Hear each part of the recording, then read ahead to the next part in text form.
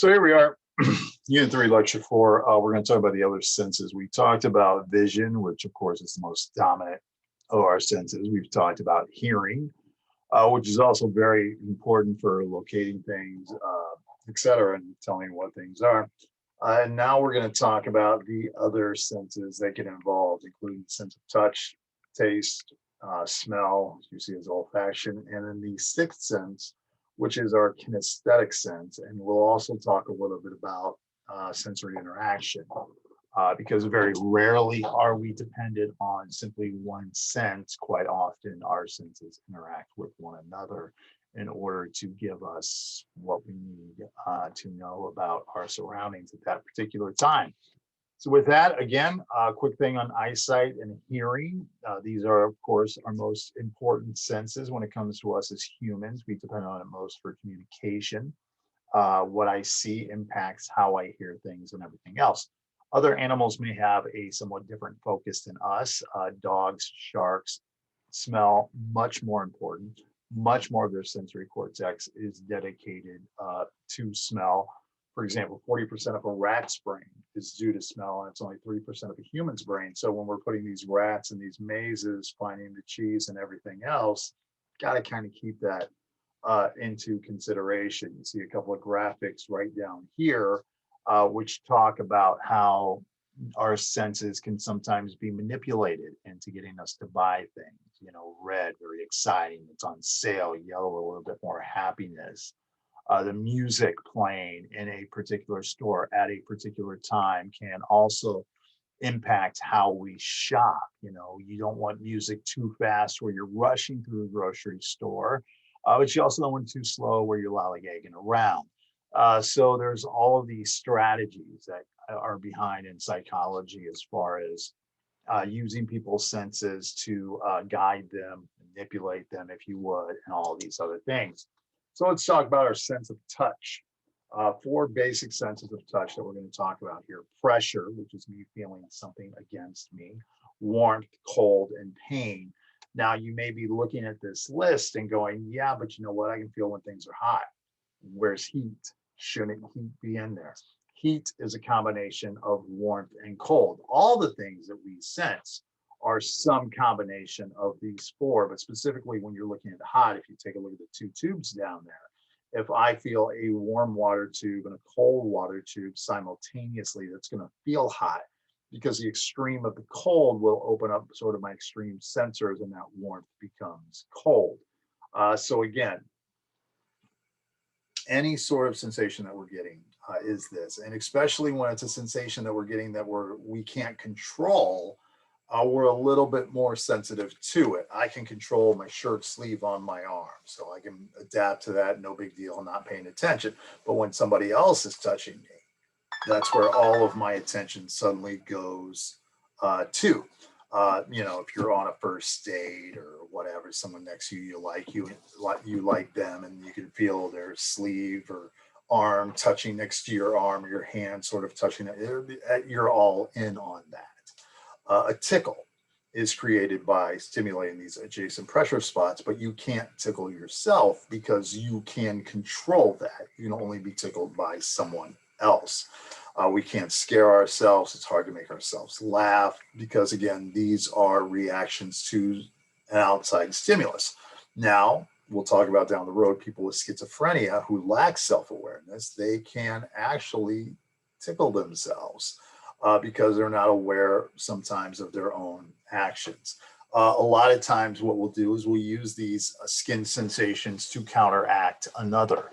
For example, if you are feeling pain, you may take an ice pack and put it against, because now I'm paying attention to the ice and the cold, that's going to override the pain.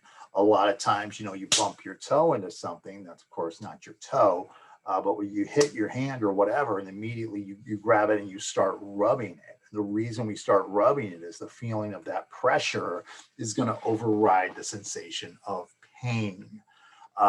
So again, a lot of times we're manipulating this and we didn't even realize why we're doing it. It just feels better. Touch is unmistakable and important when it comes to, say, the development of babies. It's the reason why when you have a little baby like down here, you don't just put the baby down and you put a blanket on him. You wrap him up in that little baby burrito, because that baby, when it was in the mother's tummy there, I don't know if tummy is the right word, but it was constantly being stimulated by the fluids that were surrounding it and everything else. And then suddenly they're born and it's cold air and everything else. They're used to being just wrapped up, which is why babies need that. And studies show this. A lot of times we get volunteers that will go to hospitals to hold, especially premature babies, because they've been denied that more than others. So touch is extraordinarily important. Lowers the level of stress, helps in development, all these other things. And we yearn to touch. We want to be touched. When we wrap ourselves up in a blanket, we like that. Baby monkeys, in some studies where they can see their mothers, they can hear their mothers, they can smell their mothers, but they can't touch their mothers, are very unhappy monkeys. And it's really cruel that we're doing those studies to them. And when it comes to touch, pain is good. The reason that pain is good is because pain is your body telling you, hey, there's something wrong here. Hey, this isn't what it's supposed to be. This little thing, it hurts, and boy, pay attention to it. Take care of this. Body part is injured. You need to shift positions because you're not getting enough blood flow in your butt or whatever. Pain is incredibly important. People who are born without a sensation of pain, small injuries can grow into infections because of neglect. If you're someone who has been paralyzed from, say, the waist down, a lot of times they are at risk of things like bed sores because they don't realize that there's not that, most of us, if we have those sores, we feel them, we take care of them. But people without that sensation, it just infects and it becomes really, really bad. But when you have chronic pain, that's also a problem because you suffer from recurring backaches, headaches, arthritis, and you don't know whether something's just recurring or if something's real. And pain can be very, very mental as well. Our body comes up with signals of pain. So we can also, by the way, come up with ways to block those signals, way to ignore those signals. And sometimes we do need to ignore it. Most times we need to pay attention to it. Pain is incredibly important. And when you see down here where video games kill people, sometimes you get so wrapped up in that game, you get so locked in that you don't realize you need to get up and move around. And you hear these stories, every other year or so of some kid at a video cafe who's so locked into his game and everything else, he doesn't get up, doesn't move around, circulation goes down, dies. And of course, nobody around them realizes it because they're locked into their games as well. So pain can do a body good as long as it is not chronic. And again, sometimes it is simply mental. It is possible to feel pain in a part of our body that is no longer there. 7 in 10 amputees will report feeling what is called phantom pain. Because again, if I had my hand for 30 years and suddenly it's amputated, I'm not doing that. Let's say the fingers are amputated and I no longer have fingers. I'm not doing this to mock or mimic, but for 30 years, I've had these fingers send these sensations of whatever, touch, whatnot to my brain. Suddenly you lose those. And that part of the brain that's dedicated to those 5 fingers, it's there and it's going, where are all these sensations of touch and pain and everything else I've been getting? So it's very possible that they can send what are called phantom pain. A lot of times people who are amputees of their foot or whatever, they still feel those signals and it takes a while for their brain to rewire, which is why sometimes what will be suggested is what is called mirror therapy. So you've got the missing arm right there. You put the full arm that I've got, and it looks like there's a hand, and you can do that in the mirror and sort of see the other hand and work out the cramp or whatever that you may have. Pain can help our memory. It's really interesting. They've done studies on memory and they thought that pain, PTSD, whatever, would get in the way of memory because you're so worried about the pain you couldn't remember anything. But in reality, a lot of times what happens is the pain, when we're in a painful situation, we remember it more because our brain is going, I don't want to be put in this situation again. So there is the possibility that pain can help your memory. They did a study where they had people with their hands in buckets of ice water. I might have mentioned this before, and they showed them pictures. And then they came back the next week, and you recognize the pictures. And those who had their hands in buckets of ice water recognized them more because it was a very traumatic experience for them. So again, the brain is needed to interpret these things, and pain can really help memory. Now, to stop pain from getting up there, we talked about this before when we talked about neurotransmitters. The idea of endorphins are painkillers. Their job is to go down where you've got the signals from one neurotransmitter to the other going on. You want to block those signals of pain from going up. You want to close the gate. That's the entire idea. So again, a lot of times pain medication is there to close the gate so signals of pain don't get up there. Acupuncture, let's pay attention to this so the pain doesn't get to my brain. Let's pay attention against the ice on the cheek. I'll pay attention to the coolness of the ice so that I'm not paying attention to the pain. So a lot of times counter stimulation can happen here. Healing the mind with the body. A lot of times Lamaze, natural childbirth. They have you focus on your breathing. They have you the massage other parts of your body. Go to your happy place. Studies have shown that patients in hospitals that have a window need less pain medication because they're distracted by those things. One of the things that's terrible for pain is to sit there and think about it, because then it becomes more painful. Anytime someone's going through physical pain, the best thing in the world to do is distract them, talk to them, make them think about something else besides that, or we become obsessed with it and it becomes even worse. So again, there's other ways that touch influence things we want to touch. We get more involved when we touch. As a matter of fact, you look down here, Apple companies, if you go to an Apple store, you'll notice all their laptops are at like a 70-degree angle, because that's a tease. Ooh, what's in there? And you get in and you touch it, and now you're a part of it, and all these other things. Touch is very important. It gets us involved. There's a sense of intimacy that comes with touch and makes us want to get involved a little bit more than maybe we naturally would. Now, when it comes to taste, taste is a little bit different. Now, let's get away from this myth that taste is these different parts of our tongue have different taste receptors, and when it hits that part of the tongue, it gives us taste. Now, there's some truth to there is some specialization of some parts of our tongue when it comes to taste, but really when it comes to taste, our tongue is one of the least responsible parts of our body. It's the smell, it's the sight, it's all these other things that sort of get involved. And this is this idea of this sensory interaction. You know, the way that food looks has a lot to do with how it tastes. The way that food smells has a lot to do with how it tastes. And when you think about this, when you were a kid and your parents said, sit there, you're going to eat this, you can't get up from the dinner table until it's done, you would close your eyes. I don't want to look at it. You'd plug your nose. I don't want to smell it. You do all these things to get in the way of that taste, the texture of it, all these things. So it's not just your tongue that has to do with your taste. It has to do with experience. Have I tasted this before? Has a lot to do with it. You know, when you go to McDonald's and you get a Big Mac, your memory of having other Big Macs has so much to do with the taste of the food. The menu picture of the Big Mac, your anticipation of the Big Mac, you know, that's why the burger doesn't really have to taste too much like a Big Mac in order for it to taste like a Big Mac, because a lot of our taste is based on memory of tasting these things before. Okay, so again, this is all about sensory interaction. 80% of taste is based on smell. Sight, smell, texture, taste buds all combined make flavor. So in general, sight is the most dominant sense when it comes to interaction with the other senses. For example, you take a look over here, got to move my head here, but Skittles. Skittles are a great example of this. Skittles are candies that all taste exactly the same.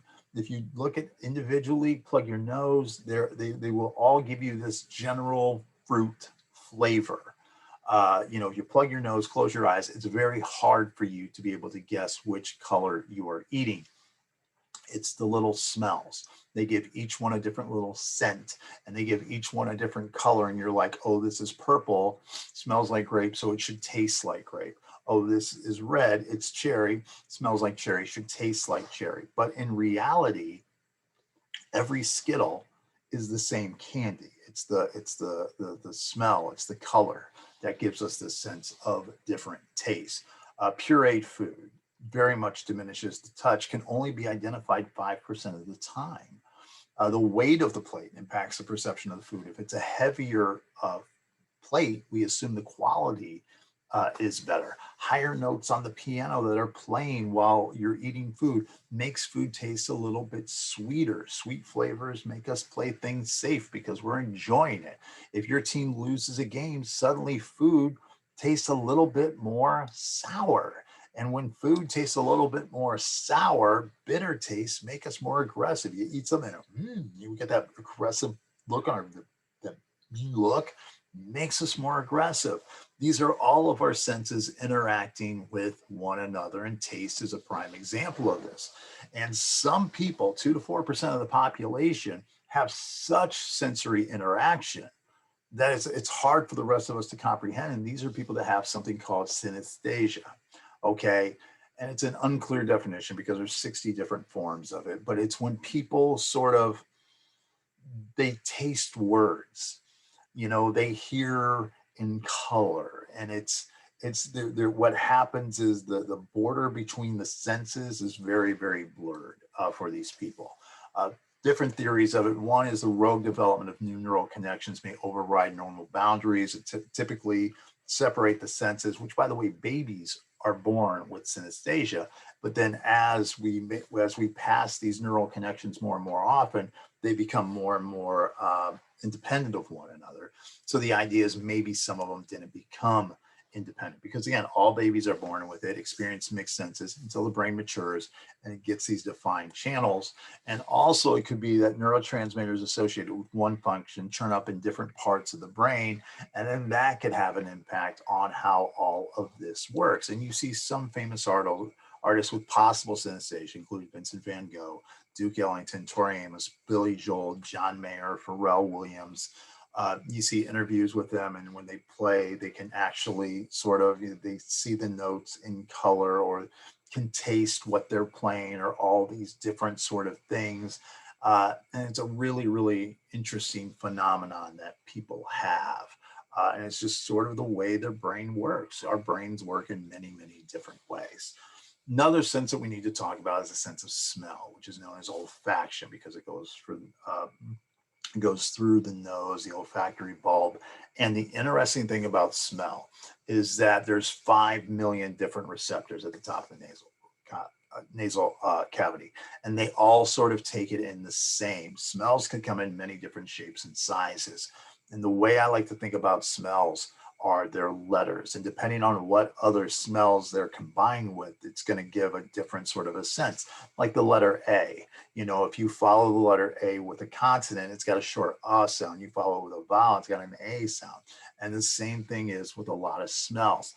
And again, these are very hard to describe sometimes, but they're very, very, very impactful when it comes to memories and emotions.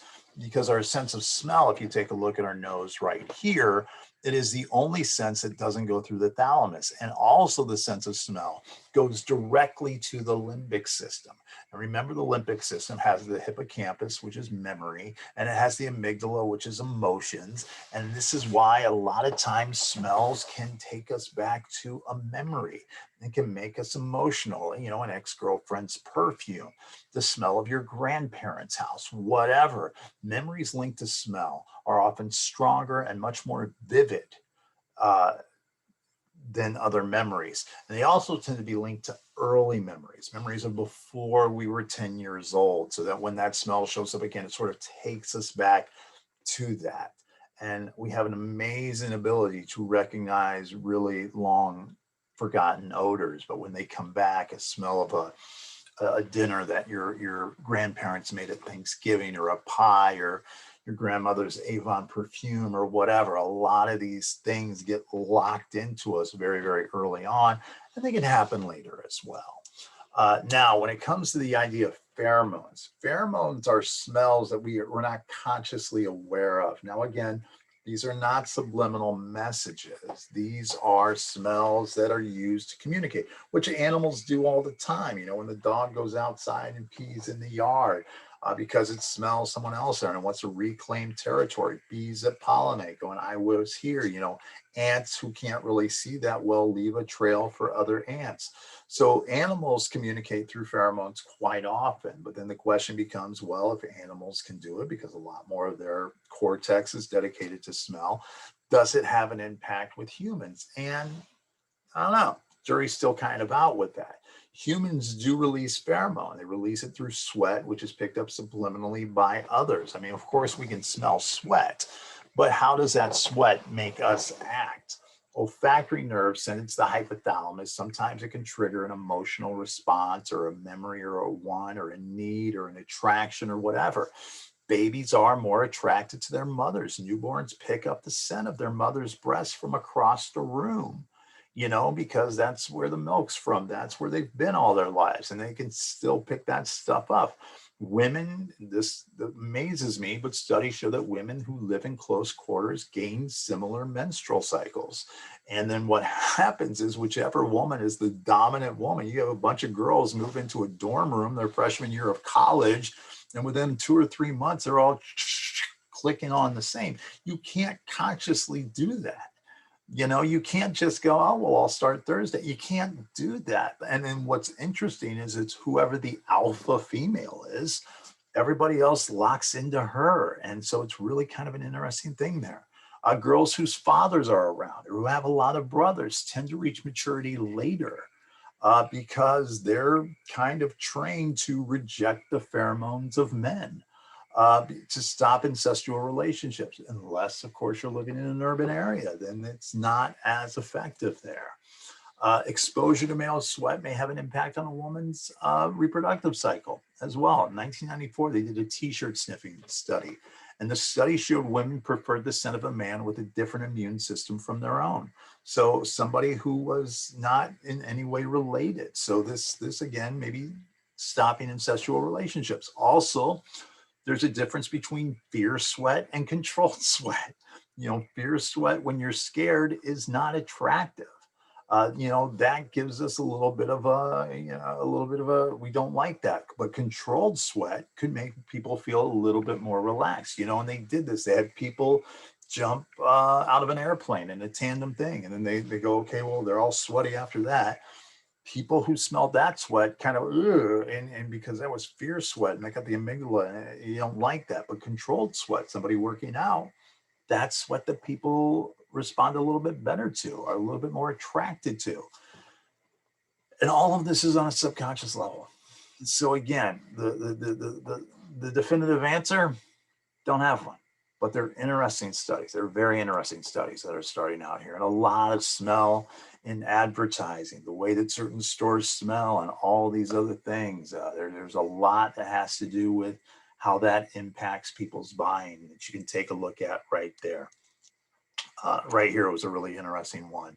84% of people were unknowingly willing to pay $10 more for a pair of Nike shoes shown in a scented room versus an identical pair in an unscented room. You know, smell just gives us this sense of, I don't know, ownership, control. It can be manipulated, which is why we wear perfume, why we wear cologne, why we wear deodorant. Your last sense, your sixth sense, is your kinesthetic sense. And this is your sense of body movement and position.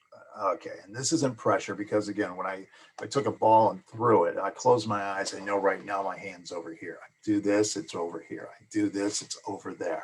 Now, that's not based on pressure or anything else. It's based on me knowing where my body is. You see this little thing down here with the lady, hand over the head, go to the 1, 2, 3, 4, do. It's basically your body control. All right. And if we didn't have this, our movements would be jerky and everything else. If police pull somebody over and do a field sobriety test and, you know, it's touch your nose, you know, do you have that control of your body? Can you make these You have the balance and all these other things. That's your kinesthetic sense. And again, some of us have better kinesthetic sense than others. And sometimes a kinesthetic sense doesn't transfer to something else. You know, you would think that somebody who's an amazing drummer, well, you got to have a lot of rhythm to be an amazing drummer. You would think that they would be an incredible dancer, but there's a difference between controlling your hands and controlling your whole body at the same time. You know, you could have an athlete who's a bit of a klutz, you know, when he's not on a basketball court. So the kinesthetic ability, again, is just this ability to sort of control all of your body's actions and reactions as well. Okay, so that gets us through all of sensation and all the different senses that we've taken a look at. The next 3 lectures, we'll take a look at perception, and they'll all be a little bit shorter because each of them have a video that goes with it shown in class, and those videos will should be linked in here as well. Okay. And now I got to stop the recording. There we go.